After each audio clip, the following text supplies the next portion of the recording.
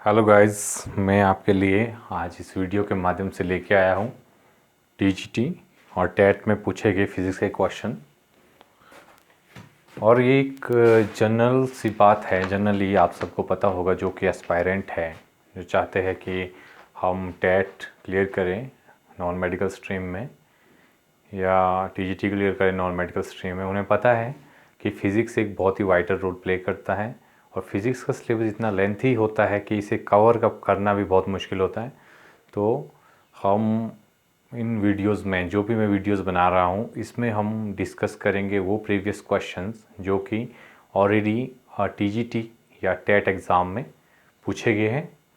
तो आज मैं जो वीडियो लेके आया हूँ इसमें जो प्रीवियस ईयर मतलब 2019 में जो फिज़िक्स में क्वेश्चंस पूछे गए थे, एग्ज़ाम था टीजीटी नॉन मेडिकल, उनको हम कॉन्सेप्चुअली डिस्कस करने की कोशिश करेंगे। आई होप कि आपको ये पता है कि अगर आप फिज़िक्स के कॉन्सेप्ट्स को जानते हैं तो क्वेश्चंस करना कोई बड़ी बात नहीं है। मीन्स हमारी अप्रोच रहेगी कि पहले हम कॉन्सेप्ट पढ़ेंगे, उसके बाद न्यूमेरिकल को सॉल्व करेंगे। Let us start with first question. अब देखिए, पहला क्वेश्चन लिया है +1 के कॉन्सेप्ट से ले रखा है। क्वेश्चन है अ ball is dropped from height H. अब क्वेश्चन क्या है, मैं क्वेश्चन लिखता हूँ जनरली। क्वेश्चन है अ ball is dropped from height H. Height H से कोई बॉल ड्रॉप हुआ है। The velocity attained by the ball just before reaching the ground. The velocity attained by ball just before hitting the ground.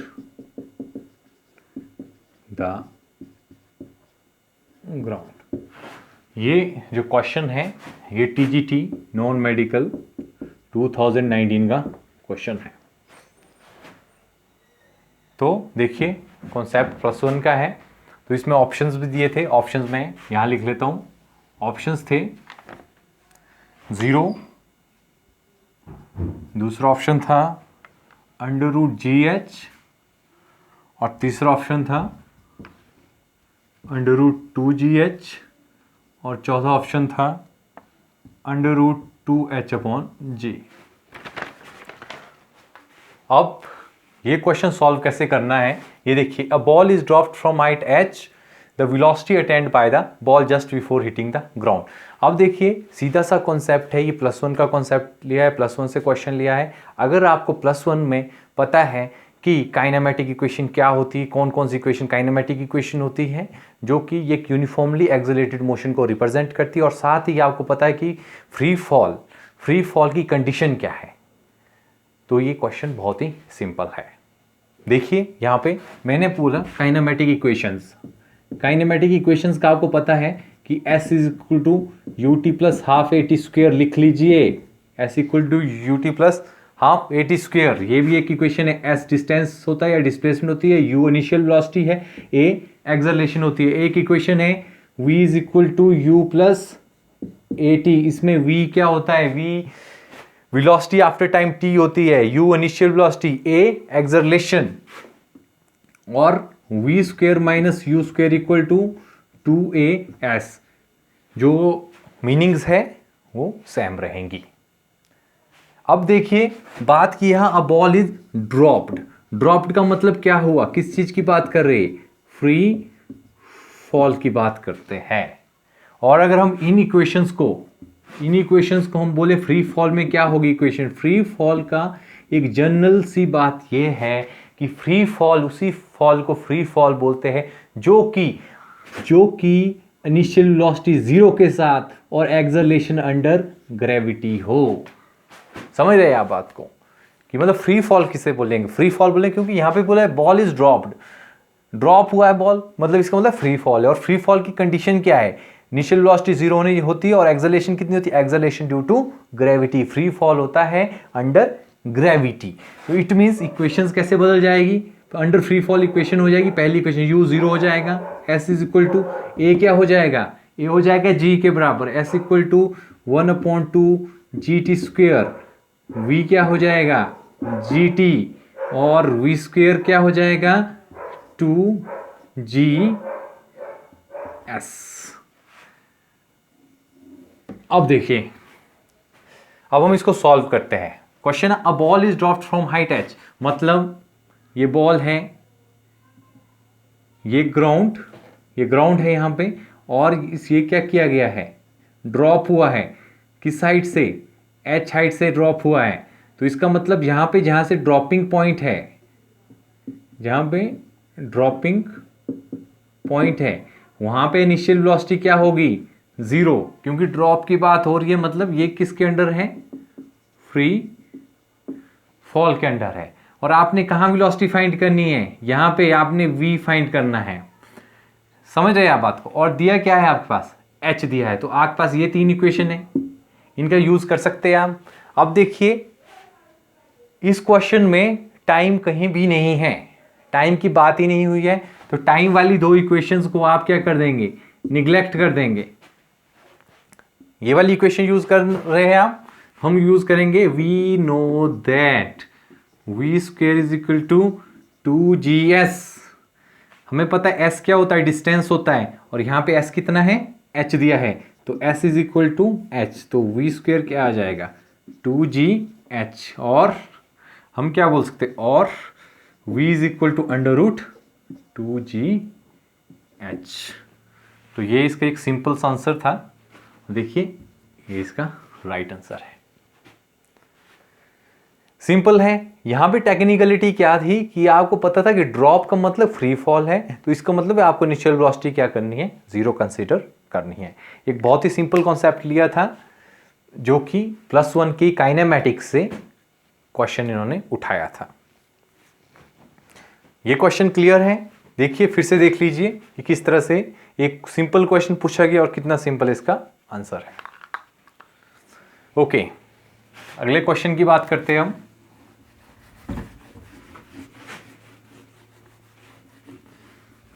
मैं फिर से कह रहा हूं, ये जो TGT 2019 में फिजिक्स के क्वेश्चंस आए थे, उस क्वेश्चन पेपर से मैंने क्वेश्चंस उठाए और हम डेली ये क्वेश्चंस डिस्कस करेंगे। अब क्वेश्चन नंबर 2 है, a force of 4 newton makes an angle 30 degree with x axis, the y component of force is. देखिए, a force of 4 newton question है, force of 4 newton makes an angle 30 degree with x-axis 30 degree का angle है। बहुत simple है, vector से question उठाया है। The y component of forces, the y component of force is. बहुत ही सिंपल क्वेश्चन है। अब देखो, इसके ऑप्शंस है 2 न्यूटन, ऑप्शंस दे रखे हैं यहाँ पे, मैं ज़्यादा नहीं, 2 न्यूटन कॉमा, दूसरा ऑप्शन है √3, 2√3 Newton comma 2/√3 Newton comma 4 Newton. अगर आप ये क्वेश्चन का आंसर जानते हैं तो मेरे साथ साथ सॉल्व कर सकते हैं, नहीं तो मैं तो आपको बता ही रहा हूँ यहाँ पे। अब देखिए, बात की आप force of 4 newton makes an angle 30 degree with x axis, y component of force. अब कॉन्सेप्ट क्या है,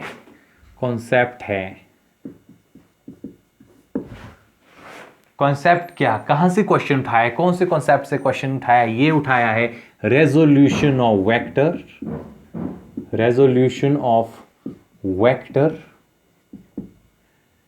इन a plane, in polar form. यहां से क्वेश्चन उठाया है। अब देखिए, आपको बड़ी सी सिंपल सी बात है कि अगर कोई वेक्टर होता है, जैसे कोई ये प्लेन है, मतलब प्लेन का मतलब हो गया x एक्सिस हो गया और y एक्सिस हो गया, ये कोई प्लेन है। यहाँ पे कोई वेक्टर है, वेक्टर तो जानते ही होंगे आप, सोचो ये कोई वेक्टर a वेक्टर है और ये किसी x एक्सिस के साथ एंगल मेड कर रहा है, थीटा एंगल बनाता है। तो आपको पता है, तो जो ये कंपोनेंट आता है, जो अलोंग x एक्सिस का कंपोनेंट आता है, होता है a cos थीटा, और जो y एक्सिस आता है होता है a sin थीटा। तो सिमिलरली यहाँ पे बहुत इजी है, जो a है वो कितना है 4 न्यूटन है। मतलब ये डायग्राम कैसा बनेगा, इसका डायग्राम कुछ ऐसा बनेगा। हम क्वेश्चन के सॉल्यूशन पे आ रहे हैं भाई। देखो ये 4 न्यूटन की फोर्स है, ये एंगल बना रही है 30 डिग्री किसके साथ, एक्स एक्सिस के साथ, और आपने किसके अलोंग निकालना है कंपोनेंट, वाई एक्सिस के साथ। ठीक है, आपको पता है वाई एक्सिस में क्या निकालते हैं, vector into theta sine theta. तो इस मीन्स वाई कंपोनेंट क्या हो जाएगा, वाई कंपोनेंट ये हो जाएगा of force is equal to A sine theta है ना। तो ए साइन थीटा का मतलब क्या हुआ, ए ये वेक्टर हो गया, मतलब 4 साइन थीटा कितना है यहाँ पे 30 डिग्री, और साइन 30 डिग्री तो भाई पता है आपको 1/2 होता है साइन 30 डिग्री। तो क्या आंसर आ गया, 2 न्यूटन ये ऑप्शन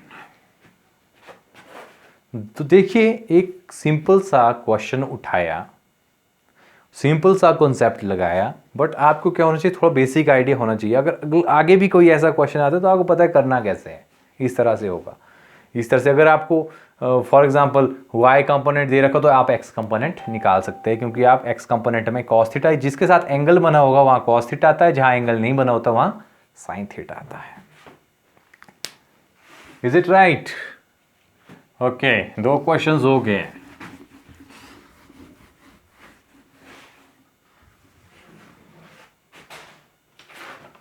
अब अगला क्वेश्चन पूछ लिया था, which of the following is a vector quantity, kinetic energy, work, power, angular momentum. भाई एंगुलर मोमेंटम एक वेक्टर क्वांटिटी है, एंगुलर मोमेंटम एक वेक्टर क्वांटिटी है। एंगुलर मोमेंटम कई बार आपसे एक्सप्रेशन पूछ सकते हैं, एंगुलर मोमेंटम की एक्सप्रेशन क्या होगी। एंगुलर मोमेंटम होता है L is equal to r cross p. P क्या होता है, linear momentum, page linear momentum. Okay, next question था, the working of a rocket is based on principle of, किस प्रिंसिपल पे रॉकेट की वर्किंग बेस्ड है। अगला क्वेश्चन था जो रॉकेट प्रोपल्शन आपने +1 में पढ़ रखा है, उससे पूछा हुआ है working of rocket is based on which principle. इसका तो सीधा सा प्रिंसिपल है, principle of conservation of linear momentum. ये इसका आंसर होगा, conservation of linear momentum, linear momentum. अब आपको पता है, अगर चाहे रॉकेट की बात करूं, चाहे रिकॉइल ऑफ गन की बात करूं, रिकॉइल ऑफ गन की बात करूं,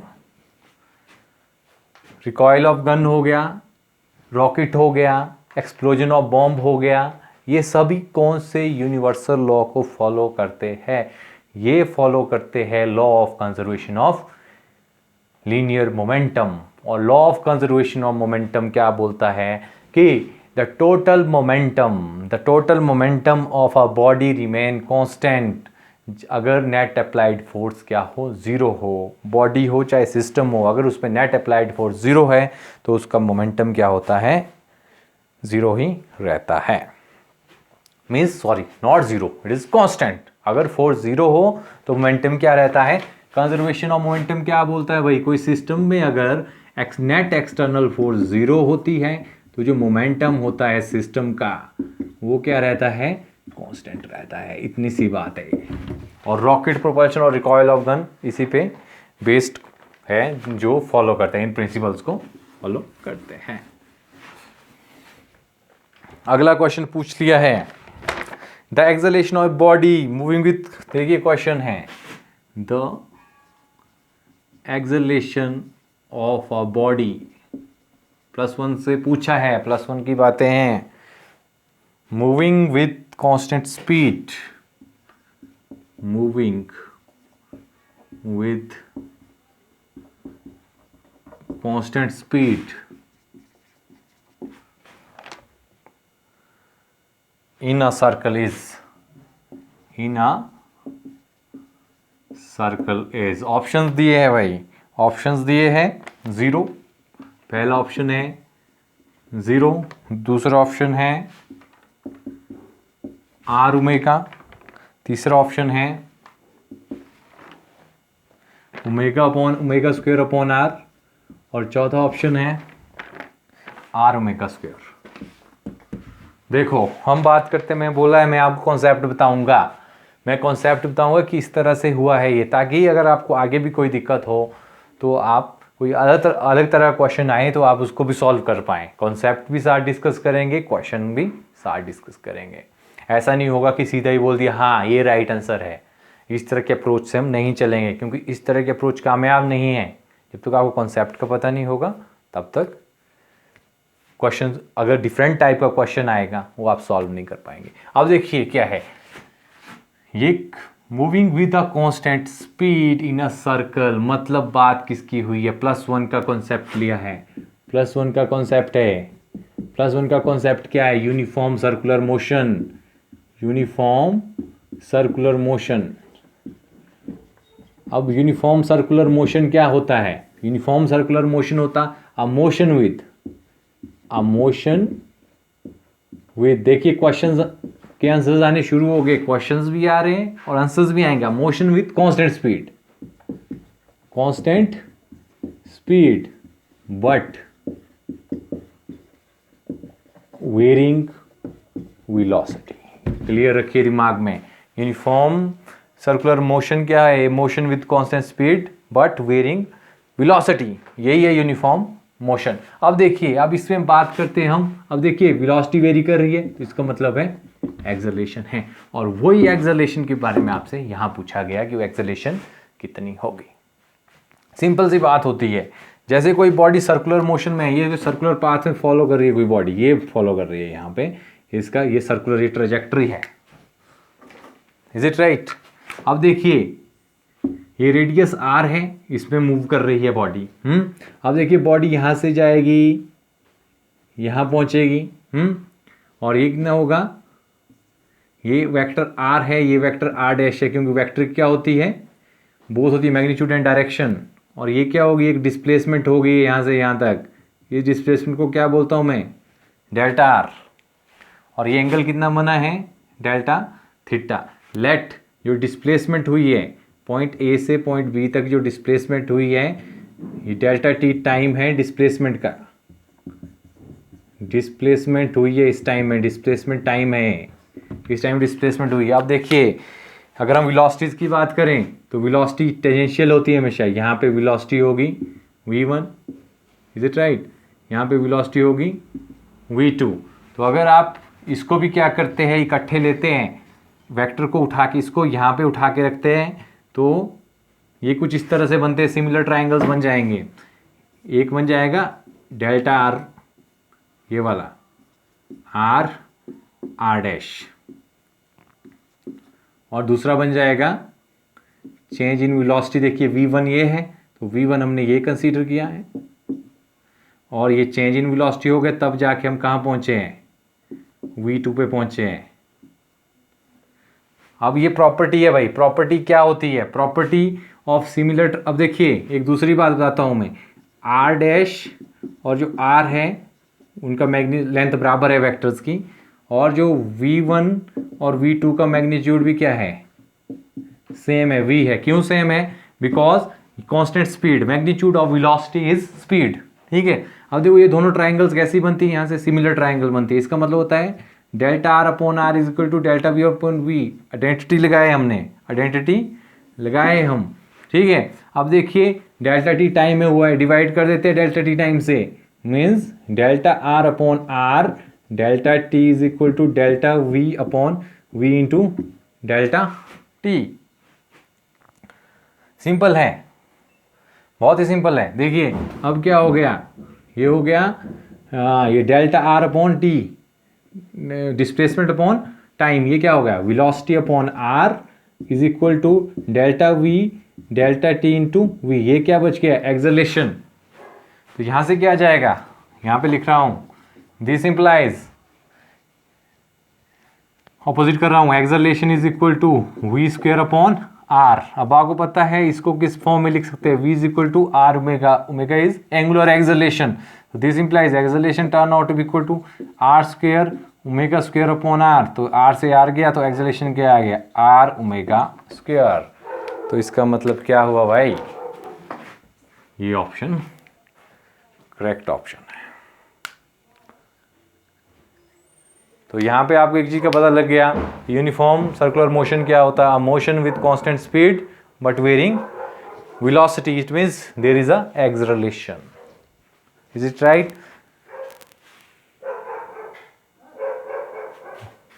ओके गाइस, तो आज के लिए इतना ही। अगली वीडियो में भी हम फर्दर फिजिक्स के क्वेश्चंस सॉल्व करेंगे। अगर आप चाहते हैं कि आप इस तरह की वीडियोस देखते रहें तो आप ज़रूर मेरे चैनल को सब्सक्राइब करें। धन्यवाद।